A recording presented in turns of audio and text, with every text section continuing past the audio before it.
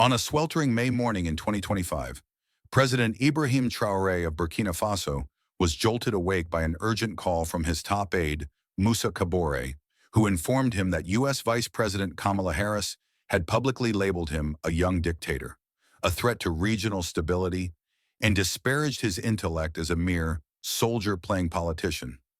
Though no stranger to criticism at 35, Ibrahim sensed this was different, deeply personal and diplomatically explosive.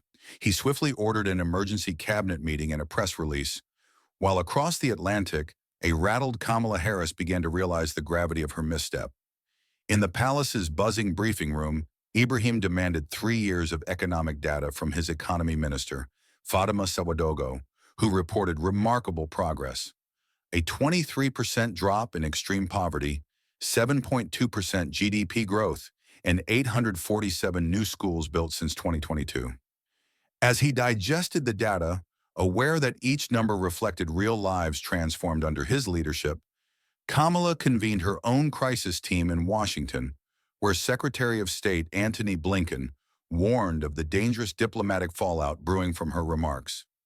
"Kamala, you have to understand, President Ibrahim Traoré is not an ordinary leader," said Secretary Blinken, emphasizing the young Burkina Faso president's popularity and achievements as Washington scrambled to contain fallout from the vice president's inflammatory remarks. Back in Ouagadougou, Ibrahim was calling African heads of state and receiving messages of support, including from Senegal's president, who condemned Harris's words as disrespectful to all of Africa. As his wife Adjara brought him tea, he affirmed with calm resolve, "Our response must show our dignity to the world." On May 15th, the capital buzzed with international media attention, cameras encircling the presidential palace as Ibrahim, running on just 3 hours of sleep, made final tweaks to a speech that would redefine global perceptions. With 127 foreign journalists present, the room, decorated with African flags and portraits of historic leaders, fell silent at 2 p.m. as Ibrahim, dressed sharply in a navy suit, began, "Today I speak not only as president, but as a proud African defending his people's dignity." He dismantled Harris's accusations with irrefutable facts. 3 free elections, soaring school construction, an MBA earned during sleepless nights, dramatic reductions in poverty and infant mortality, and a 65% drop in terrorist attacks. "You are 60, I am 35, he said. "You see that as weakness. We see it as strength. 70% of Africa is under 30. His poised delivery captivated 47 million live viewers worldwide, sparked praise across social media, and shifted global narratives on African leadership. In Washington, Trump admitted, "He is good, very good," while Kamala realized the magnitude of her misstep. As international media hailed Ibrahim's grace under fire, he reminded the world that partnerships, not patronizing lectures, define true diplomacy. Foreign interest surged, African pride swelled, and calls came in from world leaders, including Macron and Xi Jinping, offering partnership. Even the UN Secretary General invited him to speak at the General Assembly. Meanwhile, Harris faced backlash from within her own party, plummeting approval ratings across Africa and canceled trade deals. Ironically, U.S. universities clamored to host the leader who had so eloquently defended Africa's honor. Ibrahim accepted, not for revenge, as he said, but for dialogue. A new Africa was emerging, and the world had just been put on notice. In Moscow, Putin responded swiftly to the shifting geopolitical tides by announcing a $500 million military aid package for Burkina Faso, while in Paris, Macron personally called President Ibrahim Traoré to propose a new partnership. Just 3 weeks after Ibrahim's powerful rebuttal to Kamala Harris, the global landscape had changed dramatically. Now in New York, preparing to address the UN General Assembly, the 35-year-old Burkina Faso leader found himself at the center of international diplomacy, juggling meetings with Wall Street executives, intellectuals at Harvard, and a CNN interview. "I never imagined a simple answer would spark this," he told his wife Adjara. "It wasn't simple," she replied. "It was historic." At the UN, before 193 nations, Ibrahim delivered a stirring 30-minute speech that positioned him as the voice of a new generation of African leadership, young, educated, and seeking partnerships, not charity. He received 3 standing ovations, even from the U.S. delegation. In Washington, Trump watched with admiration, privately acknowledging Kamala had gravely underestimated him, while pressure mounted on her from within the Democratic Party as protests outside the White House demanded respect for Africa and questioned her diplomatic fitness. Meanwhile, Ibrahim's words ignited a wave of pride and assertiveness across Africa, most notably in Ghana, where the president announced plans to renegotiate trade agreements with Western powers, signaling a new era of African confidence and self-determination.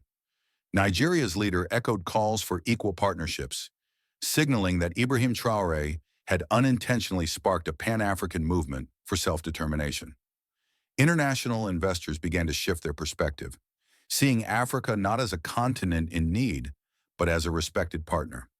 Then, 2 weeks after Ibrahim's UN speech, the unexpected occurred. Under intense political pressure, Kamala Harris decided to travel to Burkina Faso for a face-to-face meeting with the very leader she had once criticized. The announcement stunned Washington. Some saw it as an admission of defeat, while others, like Blinken, called it a necessary step toward repair. In Ouagadougou, Ibrahim was surprised but resolute. "We will receive her with dignity. We are not small." The next day, as Air Force Two touched down and Kamala descended the steps, visibly tense, she was greeted by Ibrahim with respect and composure. Their 3-hour private meeting was candid. Kamala admitted her mistakes, and Ibrahim responded with grace, emphasizing partnership over antagonism. At the joint press conference, Kamala offered unexpected humility, saying, "I came here to learn, and I have learned a lot." The moment marked a historic shift in U.S. Africa relations. 6 months later, Burkina Faso had become a hub of African diplomacy, with $12 billion in new investments, 3 new universities, and 15 international cooperation agreements. GDP had surged 15% in just half a year, but more importantly, the symbolic impact was profound. A bold, young generation of African leaders had emerged, refusing to be sidelined. In Washington, Kamala had stabilized her political standing, but it was clear the world now saw Africa through a new lens, and Ibrahim Traoré had become the face of that transformation. Kamala Harris's humility in admitting her mistakes was widely viewed as a sign of political maturity. In a CNN interview, she reflected, "Sometimes losing a battle teaches us how to win a war."